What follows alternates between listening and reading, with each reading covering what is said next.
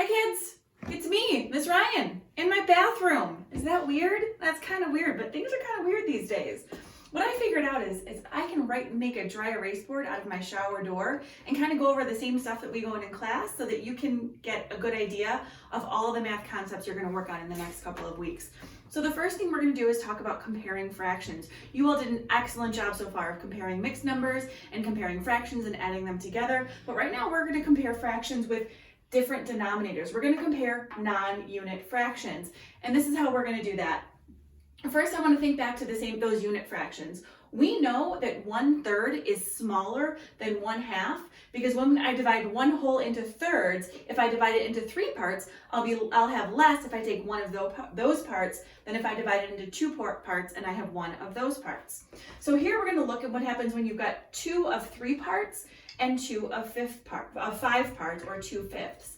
Here I have 2 1/2s. One of them has been divided into thirds and one of them has been divided into fifths. But I want to compare 2/3 and 2/5. So I'm going to take my fraction bars and I'm going to go ahead and circle 2/3 and I'm going to circle 2/5.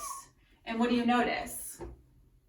I notice that 2/5 is smaller than 2/3, which is interesting because that denominator 5 we know is a bigger number. But what that means is that our whole is separated into more parts, which means each one of those parts is going to be smaller. So I can see here that 2/3 is greater than 2/5 because my denominator, each of those 1/3 is bigger than each of those 1/5. My denominator tells us how many parts it's broken up into. So now I'm going to go down here. I don't have the fraction bars here, so I just need to look at this. I see my numerator is the same. So is 4 of 6 parts going to be more than or less than 4 of 8 parts? I know if I break something up into 6ths, each of those parts are going to be bigger than if I break something up into 8ths or 8 parts. So I know that 4/6 is bigger than 4/8. Here I'm thinking 3/7 and 3/5. I know if I break something up into 7 parts, I will have those parts will be smaller than if I break them up into 5 parts, those parts will be bigger. So I know that 3/5 is greater than 3/7. Here I've got 10/12 and 10/11. If I break something into 11 parts, I know if I take 10 of those 11 parts, there's going to be more than those 10 or of 12 parts. So this is going to be the greater fraction.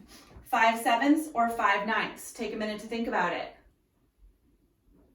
If I break something up into 9 parts, each of those 9 parts are going to be smaller than each of those individual 7 parts. So 5/9 is going to be smaller.